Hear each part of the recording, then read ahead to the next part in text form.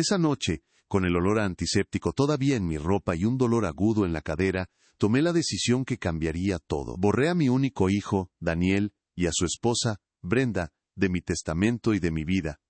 Sé que suena como una medida drástica, la acción de un viejo amargado, pero les aseguro que no fue un impulso.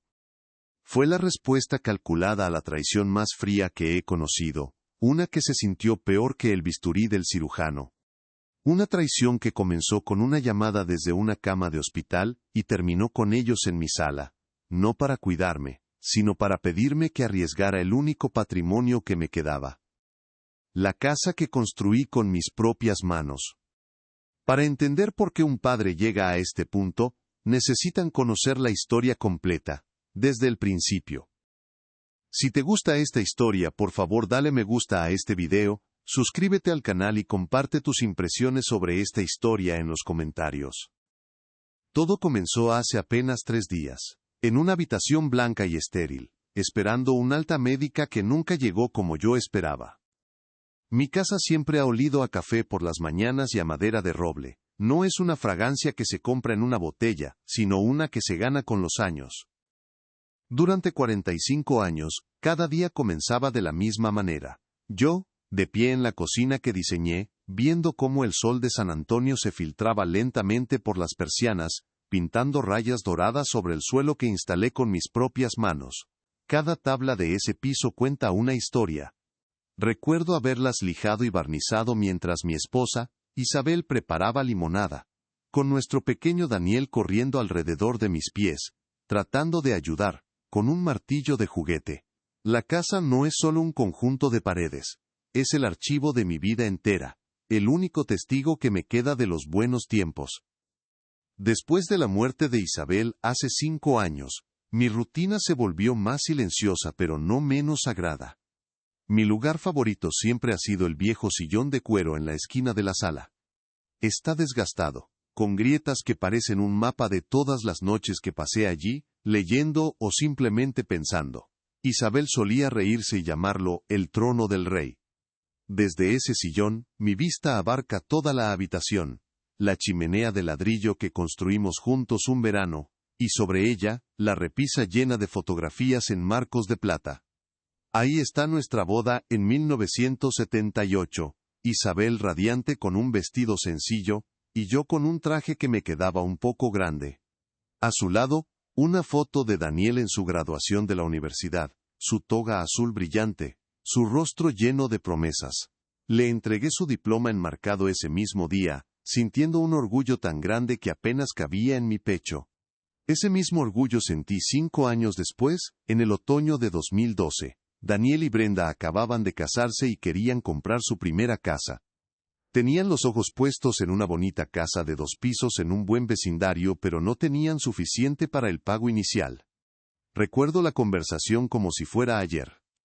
Estábamos sentados en mi porche trasero, el sol se ponía y los grillos comenzaban su canción nocturna.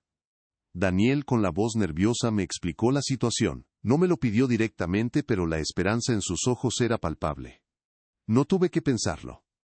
Al día siguiente, fui al banco y retiré $50,000 de mi cuenta de ahorros, casi todo lo que tenía guardado para mi jubilación. Cuando le entregué el cheque, su rostro se iluminó. Papá, no sé qué decir, te lo devolveremos, lo juro, dijo, abrazándome con fuerza. Brenda, a su lado, sonreía de oreja a oreja. Gracias, de verdad. Esto significa todo para nosotros, añadió. Yo simplemente negué con la cabeza. No hay nada que devolver, hijo. Esto es lo que hace una familia. Construyan su futuro. Sean felices. Para mí, ese dinero no era una pérdida. Era una inversión en la felicidad de mi único hijo. Era la continuación natural de todo lo que Isabel y yo habíamos construido. Un legado de apoyo incondicional. Desde mi trono de cuero, a menudo miraba esa foto de graduación y pensaba en la casa que ayudé a comprar, imaginando a mis futuros nietos corriendo por su jardín. En los últimos años, sin embargo, algo había comenzado a cambiar. Las visitas de Daniel y Brenda se hicieron más cortas, más funcionales. Las conversaciones giraban cada vez más en torno al dinero. Sus ambiciones, sus planes de negocio, el costo de su estilo de vida. Brenda, en particular, hablaba mucho de oportunidades de inversión, y de cómo el dinero tiene que trabajar para ti. Yo los escuchaba en silencio desde mi sillón, asintiendo, pero una pequeña inquietud comenzaba a crecer en mi interior. Se sentía como si el lenguaje de la familia, el que yo conocía, basado en el amor y el sacrificio, estuviera siendo reemplazado por uno de transacciones y balances. La semana antes de mi cirugía, Daniel me llamó. Su voz sonaba distante, apurada. Le conté sobre la operación de cadera, sobre cómo el médico dijo que la recuperación sería lenta y necesitaría ayuda en casa durante las primeras semanas. Claro, papá, no te preocupes, Brenda y yo nos organizaremos, me dijo. Sus palabras debieron haberme tranquilizado, pero su tono carecía de calidez. Fue una respuesta automática, como si estuviera tachando un punto en una lista de tareas. Colgué el teléfono y miré alrededor de mi sala. La luz del atardecer cayendo sobre el polvo suspendido en el aire. La casa se sentía inmensa y vacía. Me acomodé en mi sillón de cuero, el material fresco contra mi piel, y sentí el dolor punzante en la cadera. Un presagio del dolor mucho más profundo que estaba por venir.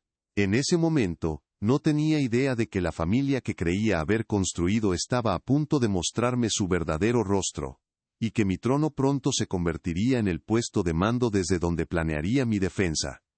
La furgoneta médica me dejó en la acera, como si fuera un paquete que ya no necesitaba firma. El conductor, un joven amable pero apurado, me ayudó a bajar y me entregó mi andador. «Cuídese, señor», dijo, y se marchó. Me quedé solo frente a mi propia casa. El sol de la tarde, proyectando mi sombra larga y torcida sobre el césped. La caminata desde la acera hasta la puerta principal se sintió como un viaje de kilómetros. Cada paso era un recordatorio metálico y punzante de mi nueva fragilidad. Dentro, el silencio era denso, pesado. El aire estaba estancado y olía a polvo, no al café y la madera que yo recordaba. Me abrí paso hasta la sala y me dejé caer en mi sillón de cuero. El material, normalmente reconfortante, se sentía frío e indiferente. Me senté allí, en la penumbra, mientras la tarde se convertía en noche, sin encender ni una sola luz. Mi hogar se sentía como la casa de un extraño. Las luces de un coche barrieron la sala alrededor de las 8. Unos minutos después, el timbre sonó, estridente y agresivo en el silencio. Con un esfuerzo que me dejó sin aliento, me levanté y caminé lentamente hacia la puerta. Eran Daniel y Brenda. Llevaban máscaras de preocupación que no llegaban a sus ojos. Brenda sostenía 2 bolsas de papel del supermercado, levantándolas como una ofrenda de paz. «Papá». «Perdón por la tardanza. El trabajo estuvo de locos», dijo con una voz demasiado alegre, demasiado alta para la quietud de la casa. Entraron sin que yo los invitara, llenando el espacio con una energía nerviosa que chocaba con mi agotamiento. Daniel evitaba mi mirada, sus ojos recorriendo la habitación, deteniéndose en los muebles, en las paredes, como si estuviera haciendo un inventario. Dejaron las bolsas de la compra sobre la mesa de la cocina y volvieron a la sala. No se ofrecieron a guardar nada. No preguntaron si necesitaba ayuda para prepararme algo de comer. Se sentaron en el sofá de enfrente, el que Isabel y yo compramos en nuestra 10ª Navidad juntos. Brenda se inclinó hacia adelante, su sonrisa fija en su lugar. «Te ves cansado», comentó, como si estuviera describiendo el clima. «Esta casa es tan grande para una sola persona. Debe ser mucho trabajo mantenerla». Sus palabras flotaron en el aire, cargadas de un significado que me heló la sangre. No era preocupación, era una evaluación. Miré la foto de Isabel en la repisa. Su sonrisa parecía un reproche silencioso hacia ellos. Daniel finalmente habló, aunque sus palabras parecían dirigidas al suelo. «Sí, hemos estado pensando, con tu situación ahora, quizás necesites un lugar más manejable». No pude evitarlo. Una risa seca y sin humor escapó de mis labios. ¿Mi situación?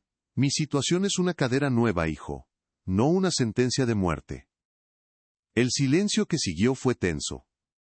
Brenda carraspeó, cambiando de tema con una torpeza evidente. «Bueno, lo importante es que te recuperes».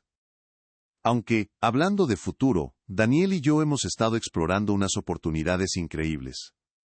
El mercado inmobiliario está en un punto perfecto para invertir. Mientras hablaba, sus manos se movían con entusiasmo. Sus uñas pintadas de un rojo brillante gesticulando en el aire. Describió proyectos, porcentajes de retorno y potencial de crecimiento. Yo solo escuchaba, sentado en mi trono de cuero, sintiéndome cada vez más como un espectador en mi propia vida. Hablaban de construir su futuro en la misma habitación donde yo había construido el mío, y no parecían notar la ironía. La conversación continuó por lo que pareció una eternidad. Hablaron de sus amigos que habían comprado una casa de vacaciones, del nuevo coche que Brenda quería, de un viaje a Europa que planeaban para el próximo año. Cada palabra era un ladrillo más en el muro que se estaba levantando entre nosotros. No preguntaron ni una sola vez si sentía dolor. No preguntaron si había podido tomar mis medicamentos. No preguntaron si necesitaba ayuda para subir las escaleras a mi dormitorio. Su visita no era por mí. Yo era simplemente una parada en su ajetreado día, una tarea que debían cumplir antes de pasar a lo que realmente les importaba. El calor familiar que una vez llenó esa casa, se había disipado por completo, reemplazado por un frío calculador que se me metía en los huesos, mucho más profundo que el dolor de mi cirugía. Y en sus ojos, vi el brillo de la ambición, una codicia que estaba a punto de pedirme que sacrificara lo último que me quedaba. La conversación se detuvo en el aire, densa y sin rumbo, hasta que Brenda se aclaró la garganta, como una actriz preparándose para su gran escena. Se inclinó hacia adelante, sus ojos brillando con una excitación febril que me pareció completamente fuera de lugar en la penumbra de mi sala. Papá, comenzó, aunque yo no era su padre, Daniel y yo estamos ante la oportunidad de nuestras vidas, una que asegurará nuestro futuro, y el tuyo también, por supuesto. Su sonrisa era amplia, pero no llegaba a sus ojos. Era la sonrisa de alguien que está a punto de cerrar un trato, no de una nuera preocupada por su suegro convaleciente.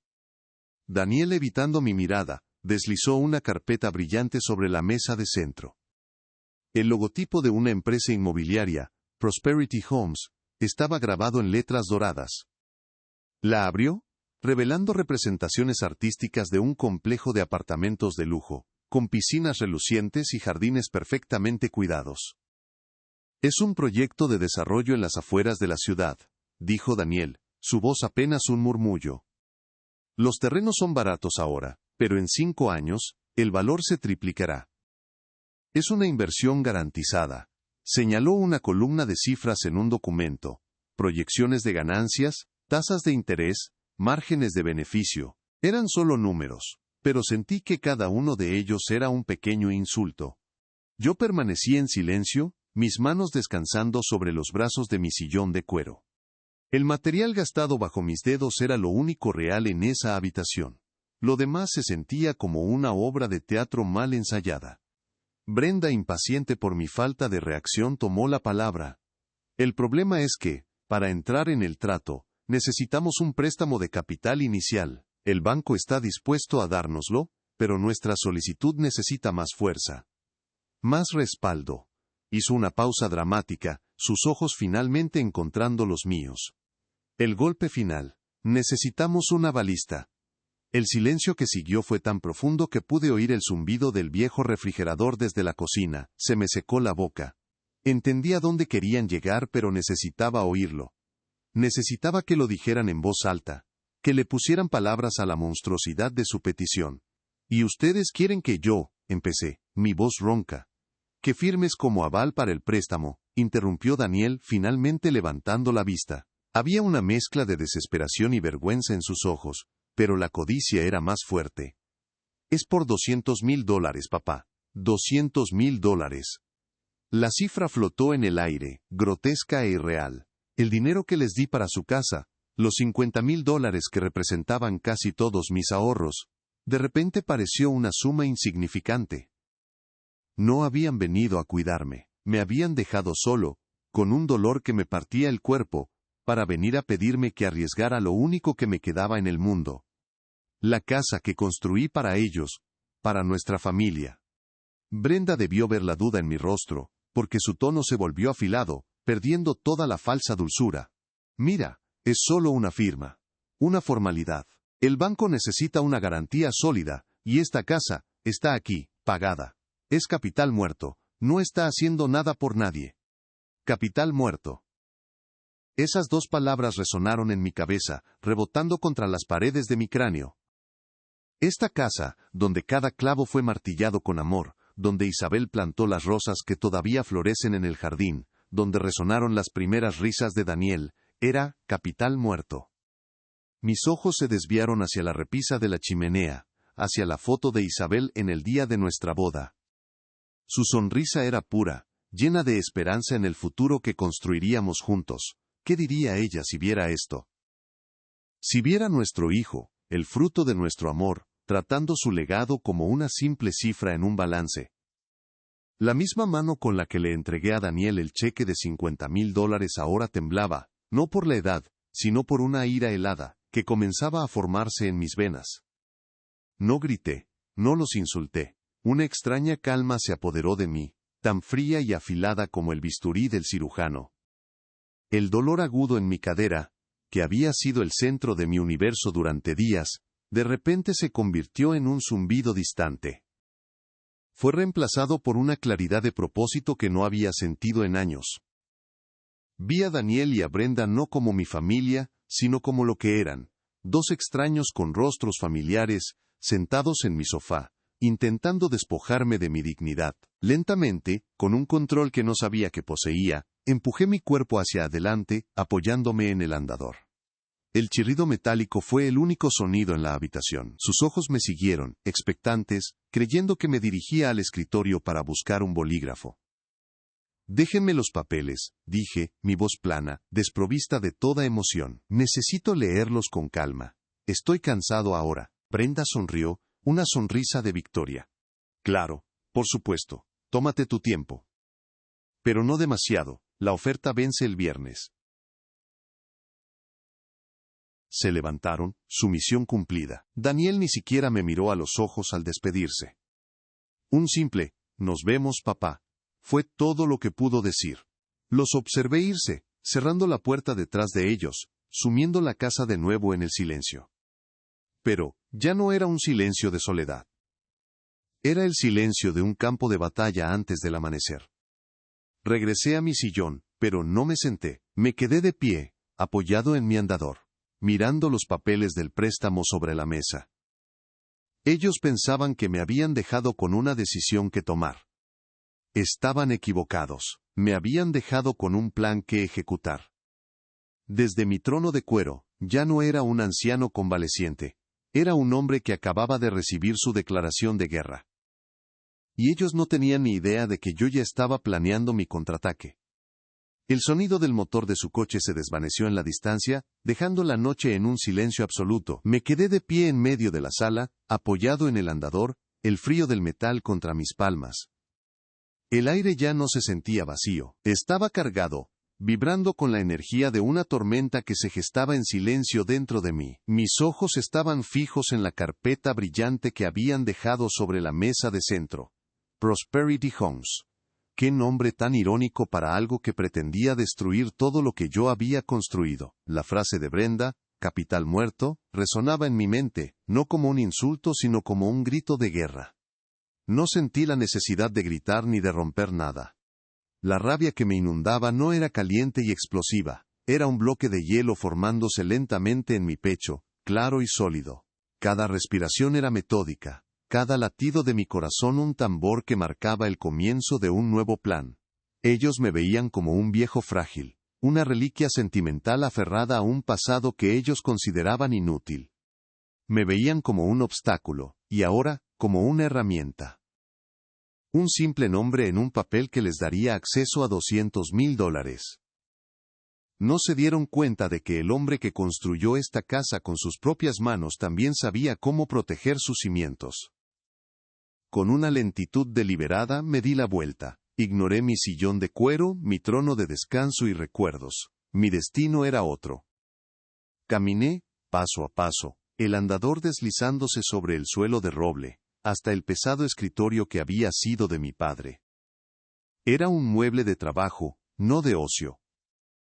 El lugar donde se firmaban contratos, se pagaban facturas, y se tomaban decisiones importantes. Con una mano, empujé la brillante carpeta de Prosperity Homes, hacia el borde, sin siquiera abrirla. Su contenido era irrelevante. Su plan ya no importaba. Abrí el cajón inferior derecho, el que siempre costaba un poco. El olor a papel viejo y tinta llenó el aire. Dentro, en una carpeta de cartón desgastada, estaban los documentos que realmente importaban. Saqué la escritura de la casa, el papel grueso y amarillento con mi nombre y el de Isabel. Estaba libre de deudas, un testamento de 45 años de trabajo duro. A su lado estaba mi última voluntad y testamento. Un documento que no había revisado en 5 años. Lo puse sobre el escritorio, debajo de la luz de la lámpara. Saqué una libreta y un bolígrafo. La primera línea que escribí fue, llamar a Mark Davidson abogado, 9 de la mañana. La segunda, actualizar testamento. Cláusula de exclusión. La tercera, documentar la conversación de esta noche. Fecha y hora. No habría gritos, no habría confrontaciones emocionales. Mi respuesta sería silenciosa, legal e irrevocable. Ellos pensaban que estaban esperando mi firma en su préstamo. Pobres ingenuos. No tenían ni la más remota idea de lo que realmente estaban esperando. Creyeron que me habían acorralado. Estaban a punto de descubrir que solo me habían despertado. La mañana siguiente no trajo el olor a café, sino el de la determinación. Me desperté antes de que el sol tocara mi ventana, no por el dolor de mi cadera, que era una constante sorda, sino por una claridad mental que era casi eléctrica. El plan que había comenzado a formarse en mi cabeza la noche anterior, ahora tenía contornos nítidos. No era un plan de venganza en el sentido vulgar de la palabra. Era un plan de justicia. De preservación. Era el plan de un constructor que veía sus cimientos amenazados y se disponía a reforzarlos. A las 9 en punto de la mañana, con el teléfono en una mano y la libreta con mis notas en la otra, marqué el número de Mark Davidson, el abogado que había manejado el testamento de Isabel. Su voz, tranquila y profesional, fue el primer sonido reconfortante que había escuchado en días. Mark, soy yo, dije mi voz firme. Necesito una consulta. Urgente.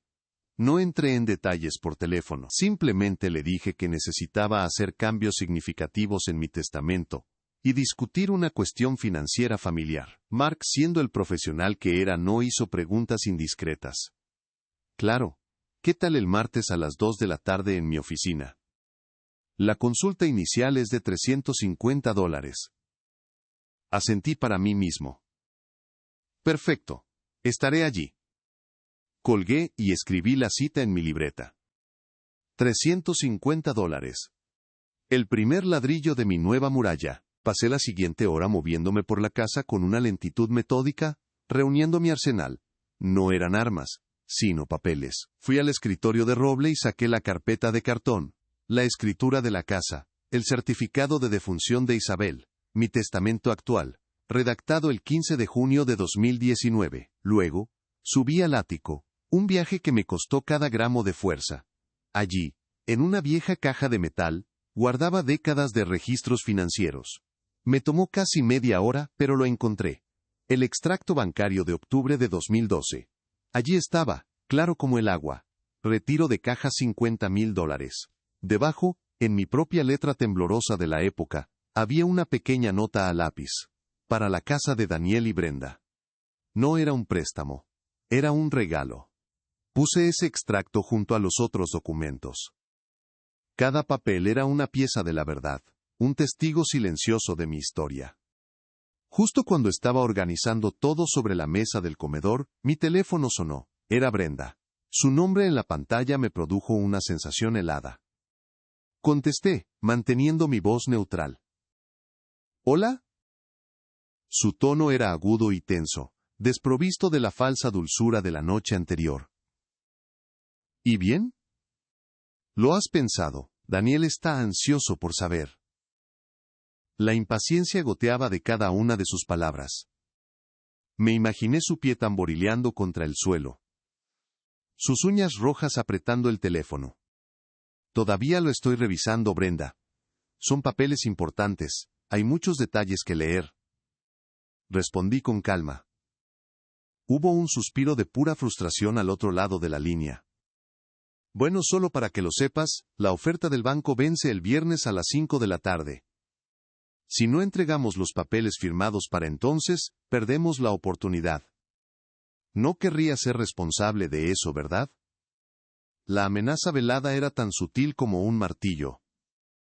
Entendido, Brenda, lo tendré en cuenta, y antes de que pudiera decir algo más, colgué. No le di el control de la conversación, no le di nada. Mi siguiente llamada fue al banco. Hablé con una mujer llamada María, cuyo tono paciente fue un bálsamo. Le expliqué que, debido a mi reciente cirugía, quería simplificar mis finanzas y proteger mis activos. No mencioné a mi hijo. No había necesidad. Solicité mover la mayor parte de mis ahorros, exactamente $87,240, de mi cuenta de ahorros principal a una nueva cuenta de certificado de depósito con un plazo de 12 meses. La cuenta vieja, la que Daniel conocía y a la que alguna vez tuvo acceso para emergencias, quedó con un saldo mínimo, apenas $1,500. El certificado de depósito, número 7781, estará activo en 24 horas, señor. Nadie puede tocar ese dinero sin su autorización expresa y una penalización por retiro anticipado, me aseguró María. Le di las gracias. Era otro ladrillo, colocado con precisión. Esa noche, cuando finalmente me senté en mi sillón de cuero, no era para descansar, era para observar mi campo de batalla. La mesa del comedor, iluminada por una sola lámpara, parecía el escritorio de un general. De un lado, la brillante y engañosa carpeta de Prosperity Homes. Del otro, mi humilde carpeta de cartón, llena de hechos y verdades. La carpeta de ellos representaba su futuro. La mía representaba mi pasado, mi presente y sobre todo mi futuro, uno que ahora estaba decidido a controlar por completo. La carpeta de ellos ya no me provocaba ira, sino una especie de lástima fría. Estaban tan ciegos por la codicia, que no podían ver lo que estaban perdiendo, lo que ya habían perdido. Había puesto las primeras piedras de mi fortaleza. Y ellos, en su ceguera, seguían esperando que les abriera las puertas. El viernes a las 5 de la tarde era su fecha límite. Pero mi verdadero plazo era el martes a las 2. Y yo sí iba a cumplirlo. Los días que transcurrieron entre esa noche y mi cita del martes fueron un ejercicio de disciplina. Cada mañana, el dolor en mi cadera me recordaba mi vulnerabilidad física, pero cada tarde al sentarme en mi escritorio de roble con mis papeles, sentía cómo mi determinación se solidificaba. La casa ya no era un santuario de recuerdos melancólicos, se había transformado en mi cuartel general. El sillón de cuero ya no era solo un lugar de descanso, sino un puesto de observación desde el que vigilaba mi vida. El miércoles por la tarde, Daniel llamó, su tono era forzadamente casual, una torpeza que delataba su ansiedad. ¿Qué tal, papá? ¿Cómo va todo? ¿Has tenido tiempo de mirar los papeles? Pude oír el murmullo de Brenda en el fondo, dándole instrucciones. Me apoyé en el respaldo del sillón, sintiendo el cuero fresco contra mi nuca. Todavía los estoy leyendo, hijo. Hay mucha letra pequeña, respondí, mi voz deliberadamente lenta y cansada. No quiero firmar nada sin entenderlo por completo. Hubo una pausa cargada de frustración. Bueno, no tardes mucho, el tiempo corre, dijo antes de colgar. No me deseo una buena recuperación. No preguntó si necesitaba algo.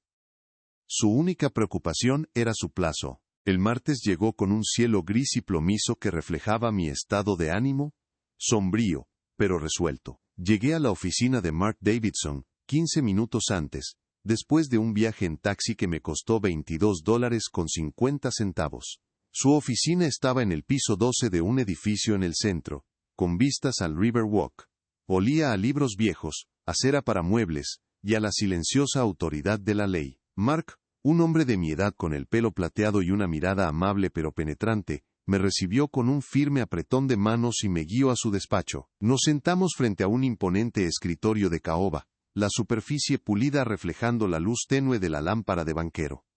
No perdí el tiempo. Puse mi carpeta de cartón sobre el escritorio, y metódicamente, le conté toda la historia. Empecé por la llamada desde el hospital, la negativa a recogerme, y terminé con la petición de los $200,000 y la frase de Brenda sobre mi casa como capital muerto.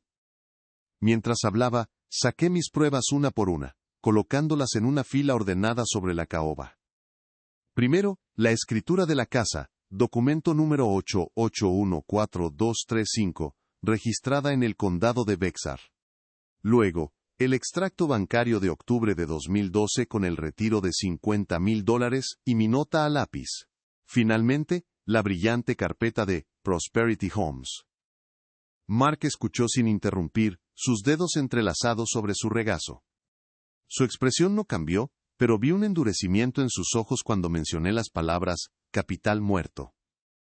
Cuando terminé, un pesado silencio llenó la habitación. Mark se inclinó hacia adelante, tomó la carpeta de Prosperity Homes y la hojeó, con acento agudo brevemente antes de apartarla con un gesto casi despectivo. Esto es depredación financiera con un barniz de preocupación familiar, dijo, su voz tranquila pero cortante. ¿Qué es exactamente lo que quieres hacer? Mi respuesta fue inmediata y clara, ensayada en mi mente durante noches de insomnio. Quiero dos cosas, Mark. Primero, quiero actualizar mi testamento. Quiero desheredar a Daniel y a Brenda, de forma explícita e irrevocable. Ni un centavo, ni un solo clavo de esta casa. Mark asintió lentamente. Podemos redactar una nueva voluntad con una cláusula de desheredación específica, citando razones si lo deseas, aunque no es estrictamente necesario. Hará que cualquier impugnación sea extremadamente difícil. Excelente, dije. Y segundo, quiero proteger la casa. Ahora. No quiero que esté a mi nombre. No quiero que sea un activo que puedan intentar atacar de alguna manera en el futuro. ¿Hay alguna forma de sacarla de la ecuación por completo? Los ojos de Mark se iluminaron con interés profesional. Absolutamente. Lo que necesitas es un fideicomiso en vida revocable. Transferiremos la propiedad de la casa de tu nombre al del fideicomiso. Tú serás el fideicomitente y el fideicomisario, lo que significa que mantienes el control total sobre la propiedad mientras vivas. Puedes vivir en ella, venderla, hacer lo que quieras. Pero legalmente, la casa ya no te pertenecerá a ti, sino al fideicomiso. Eso la protege de acreedores y de reclamaciones futuras contra tu patrimonio. La idea era perfecta. Era una fortaleza legal, invisible e inexpugnable. ¿Y qué pasa con la casa cuando yo muera?, pregunté. En el fideicomiso, nombrarás a un fideicomisario sucesor, la persona que se encargará de todo, y a los beneficiarios. A tu muerte, la casa pasará directamente a ellos, sin pasar por el proceso de sucesión judicial. Es limpio, privado y rápido. Pensé en mi sobrina, la hija de mi hermana, una maestra de escuela en Austin, que me llama cada domingo sin falta. Mi sobrina, Sofía. Quiero que ella sea la beneficiaria de todo. Mark tomó notas. Hecho. El costo de redactar el Nuevo Testamento, crear el fideicomiso y gestionar la transferencia de la escritura será de $2,500. No dudé. Hazlo. Pasamos las siguientes 2 horas repasando cada detalle. Mark dictó los términos a su asistente legal, quien preparó los documentos. A las 4:30 de la tarde de ese mismo martes, con mi mano firme y segura, firmé mi nueva voluntad y el acuerdo de fideicomiso. El documento número 2023 a 00458891, la nueva escritura que transfería mi casa al fideicomiso familiar, fue notariado y enviado electrónicamente para ser registrado en la oficina del secretario del condado de Bexar. Mark me aseguró que estaría oficialmente registrado en menos de 48 horas, mucho antes de la fecha límite de Daniel y Brenda. Salí de su oficina sintiéndome más ligero de lo que me había sentido en años. El dolor de mi cadera seguía ahí, pero el peso de la traición había comenzado a disiparse. El jueves por la noche, Brenda llamó de nuevo. Su voz era puro veneno. Mañana es el último día. ¿Necesitas que vayamos a tu casa para que firmes? Daniel puede pasar después del trabajo. No puede seguir posponiéndolo. La sentí sonreír a través del teléfono, creyendo que me estaba acorralando. Mi respuesta fue serena. No será necesario, Brenda. Ya he tomado todas las decisiones financieras que necesitaba tomar esta semana. Estoy en paz con ellas. Hubo un segundo de confusión en la línea. ¿Qué significa eso? ¿Firmaste? Significa que he asegurado mi futuro, dije y colgué. El viernes por la tarde, a las 4:55 de la mañana, mi teléfono empezó a sonar sin parar. Era Daniel. Su nombre parpadeaba en la pantalla, una y otra vez.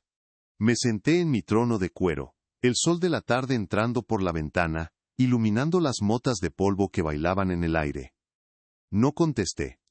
Dejé que la llamada fuera al buzón de voz. Escuché su mensaje más tarde. Su voz era una mezcla de pánico e ira. Papá, son las 5:02. Perdimos el trato. Todo por tu culpa. ¿Cómo pudiste hacernos esto? Su pregunta flotaba en la silenciosa sala de estar. No les había hecho nada. Simplemente había protegido lo que era mío. Había reforzado mis cimientos. Ellos, en su codicia, habían intentado demoler mi casa, sin darse cuenta de que yo era el arquitecto, y que acababa de rediseñar los planos para dejarlos fuera, para siempre. La batalla silenciosa había terminado. Ahora solo quedaba esperar la inevitable confrontación. Y yo estaba listo. El sábado por la mañana llegó sin llamadas. El silencio de mi teléfono era más elocuente que cualquier grito. El mensaje de voz de Daniel, cargado de pánico y acusaciones, había sido el último eco de un mundo que yo ya había decidido abandonar. No sentí la necesidad de responderle. ¿Qué podía decirle? La verdad no era algo que él estuviera preparado para escuchar. Me senté en mi sillón de cuero, no como un rey en su trono, sino como un constructor inspeccionando su obra terminada. El sol de la mañana se filtraba por las persianas, dibujando las mismas rayas doradas en el suelo de roble que recordaba de toda mi vida. Pero algo era diferente. La luz parecía más limpia, el aire más ligero. La casa, mi casa respiraba conmigo, segura y protegida. Sabía que vendrían. La rabia y la humillación eran combustibles demasiado potentes como para consumirse en un simple mensaje de voz. Solo era cuestión de tiempo. Llegaron justo después del mediodía. Un coche frenó bruscamente frente a la casa. El sonido de los neumáticos sobre el asfalto fue una agresión contra la paz del vecindario. Segundos después, el timbre sonó, no una, sino 3 veces seguidas, con una insistencia que rayaba en la violencia. Me levanté con una calma que me sorprendió a mí mismo. Apoyándome en mi andador, recorrí el pasillo. Cada paso metálico sobre la madera era un recordatorio deliberado de la razón por la que estábamos en esta situación. No me apresuré. Ellos habían establecido su propio plazo y lo habían perdido. Ahora, estaban en mi tiempo. Giré el pomo y abrí la puerta. Brenda estaba allí, con el rostro contraído en una mueca de furia. Daniel, detrás de ella, tenía la mirada clavada en el suelo, una mezcla de vergüenza y resentimiento. Brenda no esperó una invitación, me empujó a un lado y entró en la sala como un torbellino. ¿Estás contento?, espetó, su voz tan afilada como un cristal roto.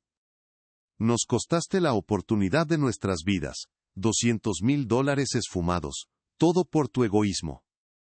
Se detuvo en el centro de la habitación, con las manos en las caderas, irradiando una furia que parecía hacer vibrar los muebles. Daniel entró detrás de ella, cerrando la puerta con demasiada suavidad, como si temiera romper algo más. Papá, solo queríamos una explicación, dijo, aunque su tono sonaba más a una acusación. ¿Por qué? Después de todo lo que hablamos, ¿por qué simplemente nos ignoraste? Cerré la puerta con un clic definitivo y me giré para enfrentarlos. Me quedé de pie, el andador firmemente plantado en el suelo, creando una barrera física y simbólica entre nosotros. No les ofrecí sentarse. Este no era un encuentro social. No los ignoré, respondí. Mi voz era tranquila, nivelada. Escuché su propuesta, la consideré. Y tomé una decisión sobre mis propias finanzas. La decisión fue no. Mi calma pareció enfurecer aún más a Brenda. «Eso no es lo que hiciste», gritó, dando un paso hacia mí. «Nos tuviste esperando. Nos diste falsas esperanzas. Podrías haber dicho que no desde el principio.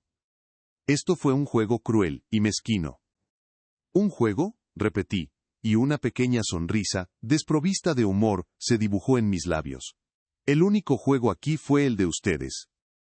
Venir a la casa de un hombre que se recupera de una cirugía mayor, no para cuidarlo, sino para pedirle que arriesgue el único techo que tiene sobre su cabeza. Eso, Brenda, es un juego cruel. Daniel finalmente levantó la vista, sus ojos suplicantes. No lo veas así, papá. Era una inversión para el futuro de la familia. Las palabras familia saliendo de su boca sonaron huecas, profanas. Le dirigí mi atención por completo, y sentí como si estuviera viendo a un extraño. Yo ya invertí en el futuro de tu familia, Daniel. Hace 11 años. $50,000. El cheque número 3452, del 12 de octubre de 2012, fue un regalo para la entrada de su casa. Un regalo que al parecer han olvidado por completo. El rostro de Daniel palideció, se quedó sin palabras. Pero Brenda, en lugar de retroceder, se lanzó al ataque final, despojándose de cualquier pretensión que le quedaba. Oh, por favor, $50,000. Eso fue hace una década. ¿Esperas que estemos agradecidos para siempre? Esa casa, tu casa, de todos modos iba a ser nuestra herencia. Solo estabas adelantando lo inevitable. Pero no, preferiste actuar como un viejo avaro, sentado sobre tu capital muerto. Ahí estaba otra vez, capital muerto. La frase que lo había empezado todo. La confirmación final de que para ella, mi hogar, mi vida, el legado de Isabel, no era más que una cifra en una hoja de cálculo. Dejé que sus palabras resonaran en el silencio que siguió. Dejé que Daniel las escuchara. Dejé que los retratos de la repisa las escucharan. Luego, hablé. Y mi voz era tan fría y sólida como el mármol de una lápida. Tienes razón. Es mi capital. Y he tomado medidas para asegurarme de que permanezca exactamente así. Me enderecé, apoyándome menos en el andador y más en la fuerza de mi convicción. El martes pasado, a las 4:30 de la tarde, firmé unos documentos con mi abogado. Esta casa, junto con todos mis demás activos, fue transferida a un fideicomiso irrevocable. Legalmente, ya no soy el propietario. El fideicomiso lo es. Yo solo soy el beneficiario mientras viva. Observé cómo la comprensión, lenta y horrible, se apoderaba de sus rostros. La ira de Brenda se desvaneció, reemplazada por una incredulidad boquiabierta. Daniel parecía como si le hubieran dado un puñetazo en el estómago. Esto significa, continué, deletreando cada palabra, que incluso si hubiera querido firmar sus papeles el viernes, no habría podido. La casa ya no era mía para ofrecerla como garantía. El asunto estaba cerrado desde el martes. El silencio en la habitación era ahora el de un mausoleo. Habían venido buscando una pelea, esperando intimidar a un viejo débil. En cambio se encontraron con un muro de piedra legal, uno que yo había construido ladrillo a ladrillo mientras ellos planeaban su asalto. No había nada que pudieran decir. No había nada que pudieran hacer. Habían perdido. No solo el préstamo. Lo habían perdido todo. Creo que su visita ha terminado, dije en voz baja, pero con una autoridad inquebrantable. Se dieron la vuelta y salieron de mi casa en silencio, no como un hijo y una nuera, sino como dos extraños que habían perdido una apuesta. Cerré la puerta detrás de ellos y por primera vez en mucho tiempo mi casa se sintió completamente mía. El sábado por la mañana llegó sin llamadas. El silencio de mi teléfono era más elocuente que cualquier grito. El mensaje de voz de Daniel, cargado de pánico y acusaciones, había sido el último eco de un mundo que yo ya había decidido abandonar. No sentí la necesidad de responderle. ¿Qué podía decirle? La verdad no era algo que él estuviera preparado para escuchar. Me senté en mi sillón de cuero, no como un rey en su trono, sino como un constructor, inspeccionando su obra terminada. El sol de la mañana se filtraba por las persianas, dibujando las mismas rayas doradas en el suelo de roble que recordaba de toda mi vida. Pero algo era diferente. La luz parecía más limpia, el aire más ligero. La casa, mi casa, respiraba conmigo, segura y protegida. Sabía que vendrían. La rabia y la humillación eran combustibles demasiado potentes como para consumirse en un simple mensaje de voz. Solo era cuestión de tiempo. Llegaron justo después del mediodía. Un coche frenó bruscamente frente a la casa, El sonido de los neumáticos sobre el asfalto fue una agresión contra la paz del vecindario. Segundos después, el timbre sonó, no una sino 3 veces seguidas, con una insistencia que rayaba en la violencia. Me levanté con una calma que me sorprendió a mí mismo. Apoyándome en mi andador, recorrí el pasillo. Cada paso metálico sobre la madera era un recordatorio deliberado de la razón por la que estábamos en esta situación. No me apresuré. Ellos habían establecido su propio plazo y lo habían perdido. Ahora estaban en mi tiempo. Giré el pomo y abrí la puerta. Brenda estaba allí, con el rostro contraído en una mueca de furia. Daniel, detrás de ella, tenía la mirada clavada en el suelo, una mezcla de vergüenza y resentimiento. Brenda no esperó una invitación, me empujó a un lado y entró en la sala como un torbellino. ¿Estás contento?, espetó, su voz tan afilada como un cristal roto. Nos costaste la oportunidad de nuestras vidas, $200,000 esfumados, todo por tu egoísmo. Se detuvo en el centro de la habitación, con las manos en las caderas, irradiando una furia que parecía hacer vibrar los muebles. Daniel entró detrás de ella cerrando la puerta con demasiada suavidad, como si temiera romper algo más. Papá, solo queríamos una explicación, dijo, aunque su tono sonaba más a una acusación. ¿Por qué, después de todo lo que hablamos, por qué simplemente nos ignoraste? Cerré la puerta con un clic definitivo y me giré para enfrentarlos. Me quedé de pie, el andador firmemente plantado en el suelo, creando una barrera física y simbólica entre nosotros. No les ofrecí sentarse. Este no era un encuentro social. No los ignoré, respondí, mi voz era tranquila, nivelada. Escuché su propuesta, la consideré. Y tomé una decisión sobre mis propias finanzas.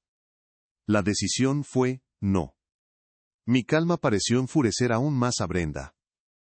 «Eso no es lo que hiciste», gritó, dando un paso hacia mí. «Nos tuviste esperando. Nos diste falsas esperanzas. Podrías haber dicho que no desde el principio. Esto fue un juego cruel y mezquino». «¿Un juego?», repetí, y una pequeña sonrisa, desprovista de humor, se dibujó en mis labios. «El único juego aquí fue el de ustedes. Venir a la casa de un hombre que se recupera de una cirugía mayor, no para cuidarlo, sino para pedirle que arriesgue el único techo que tiene sobre su cabeza. Eso, Brenda, es un juego cruel». Daniel finalmente levantó la vista, sus ojos suplicantes. «No lo veas así, papá. Era una inversión para el futuro de la familia». Las palabras familia, saliendo de su boca sonaron huecas, profanas. Le dirigí mi atención por completo, y sentí como si estuviera viendo a un extraño. «Yo ya invertí en el futuro de tu familia, Daniel. Hace 11 años. $50,000. El cheque número 3452, del 12 de octubre de 2012. Fue un regalo para la entrada de su casa. Un regalo que, al parecer, han olvidado por completo». El rostro de Daniel palideció. Se quedó sin palabras. Pero Brenda, en lugar de retroceder, se lanzó al ataque final, despojándose de cualquier pretensión que le quedaba. «Oh, por favor, $50,000. Eso fue hace una década. ¿Esperas que estemos agradecidos para siempre? Esa casa, tu casa, de todos modos iba a ser nuestra herencia, solo estabas adelantando lo inevitable. Pero no. Preferiste actuar como un viejo avaro sentado sobre tu capital muerto». Ahí estaba otra vez. Capital muerto. La frase que lo había empezado todo. La confirmación final de que para ella, mi hogar, mi vida, el legado de Isabel, no era más que una cifra en una hoja de cálculo. Dejé que sus palabras resonaran en el silencio que siguió. Dejé que Daniel las escuchara. Dejé que los retratos de la repisa las escucharan. Luego, hablé, y mi voz era tan fría y sólida como el mármol de una lápida. «Tienes razón. Es mi capital, y he tomado medidas para asegurarme de que permanezca exactamente así».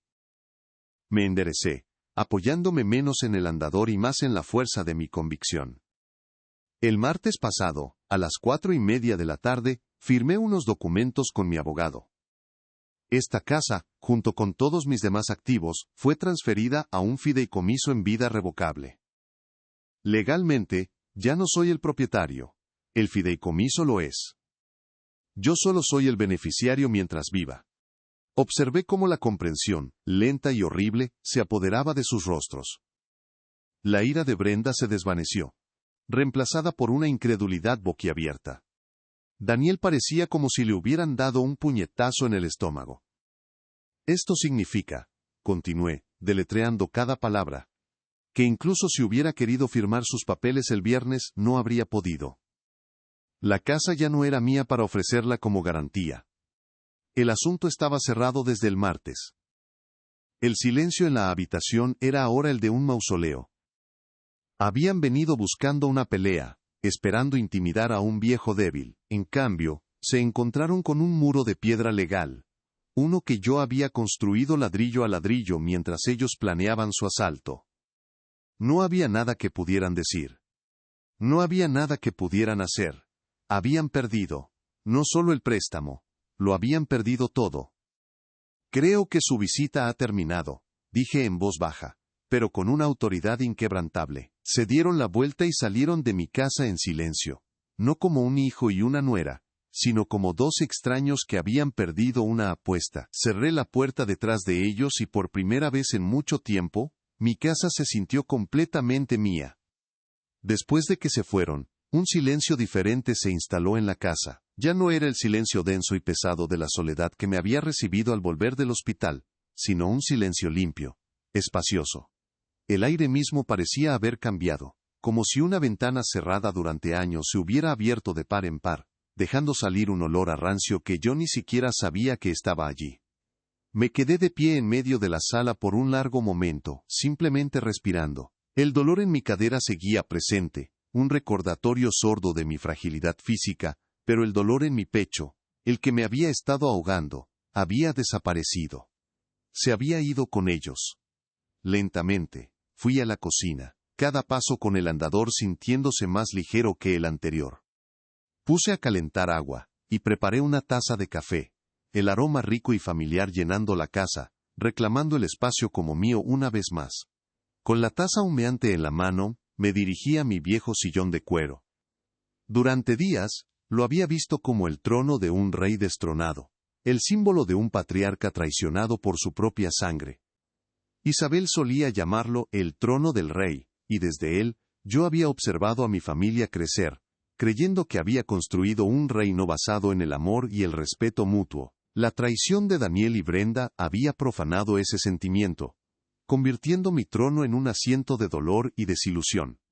Pero ahora, al hundirme en su cuero gastado, sentí que su significado se transformaba de nuevo. Ya no era el trono de un rey. Se había convertido en algo más fuerte, más real. Era la silla del constructor. El lugar de descanso del hombre que había levantado estas paredes con sus propias manos, que había lijado estos pisos hasta que brillaron, y que ahora, finalmente, había asegurado sus cimientos contra la tormenta. Miré a mi alrededor, no a las fotografías de un pasado perdido, sino a la solidez de mi trabajo. A la chimenea de ladrillo que nunca se había agrietado. A las vigas del techo que habían soportado décadas de inviernos. Mi legado no era un reino que se pudiera heredar o robar. Era la integridad de lo que había construido. Tomé el teléfono y marqué el número de mi sobrina, Sofía. Cuando contestó, su voz era cálida y llena de una genuina preocupación. «Tío, ¿cómo estás? Pensaba llamarte mañana, como siempre». Le conté, sin dramatismo, las decisiones que había tomado. No sobre la traición, sino sobre el futuro. Le expliqué que ella era ahora la fideicomisaria sucesora, y la única beneficiaria de mi patrimonio. Hubo un silencio al otro lado de la línea, y luego su voz, quebrada por la emoción. «Tío, no tienes que, lo único que quiero es que estés bien». Esas simples palabras eran todo lo que necesitaba oír. Eran el bálsamo para una herida que pensé que nunca sanaría. Después de colgar, me recosté en mi sillón, sintiendo el calor del sol de la tarde en mi rostro. Brenda había llamado a mi casa, capital muerto. Estaba equivocada. Esta casa está viva, respira con los recuerdos de Isabel, con las risas de un niño que una vez fue inocente, y ahora, respira con la promesa de un futuro seguro, en manos de alguien que entiende que el verdadero valor de un legado no se mide en dólares, sino en dignidad. Mi vida ya no se definiría por la amargura de una traición, sino por la silenciosa fortaleza de la reconstrucción, y desde la silla de mi constructor, la vista era, por fin, clara y llena de paz. Si te ha gustado esta historia, no olvides dejar tu me gusta, suscribirte al canal, y escribir en los comentarios qué te ha parecido. Quiero saber tu opinión. Aquí siempre encontrarás historias que emocionan, sorprenden y traen lecciones para toda la vida. Mi historia podría parecer una de pérdida, la de un padre que perdió a su único hijo. Pero yo no lo veo de esa manera. Lo que perdí fue una ilusión, la creencia de que la sangre por sí sola garantiza el amor y el respeto. A cambio, gané algo infinitamente más valioso, la paz de saber que me mantuve fiel a mí mismo, y al legado que Isabel y yo construimos juntos. La lección más dura que aprendí, es que cuando las personas te muestran su verdadero rostro, debes creerles a la primera. Mi casa nunca fue capital muerto. Es el archivo vivo de una vida de trabajo, sacrificios, y sobre todo, amor. Es la prueba tangible de que los cimientos más sólidos no se construyen con dinero, sino con integridad y principios inquebrantables. Algunos podrían pensar que mi decisión fue severa, pero la verdadera severidad es permitir que el amor se convierta en una mera transacción financiera. Es ponerle un precio a tu propia dignidad. Por eso, la lección que quiero dejarles es esta. Nunca permitan que nadie, ni siquiera su propia familia, los haga sentir como un obstáculo en su camino o una herramienta para sus ambiciones. Su hogar, su trabajo, su vida, no son activos en el balance de otra persona, son suyos. Defiéndanlos con la misma determinación con la que los construyeron. Al final del día, el respeto que te das a ti mismo es la única herencia que nadie, jamás te podrá quitar. Si te ha gustado esta historia, no olvides dejar tu me gusta, suscribirte al canal y escribir en los comentarios qué te ha parecido. Quiero saber tu opinión. Aquí siempre encontrarás historias que emocionan, sorprenden y traen lecciones para toda la vida.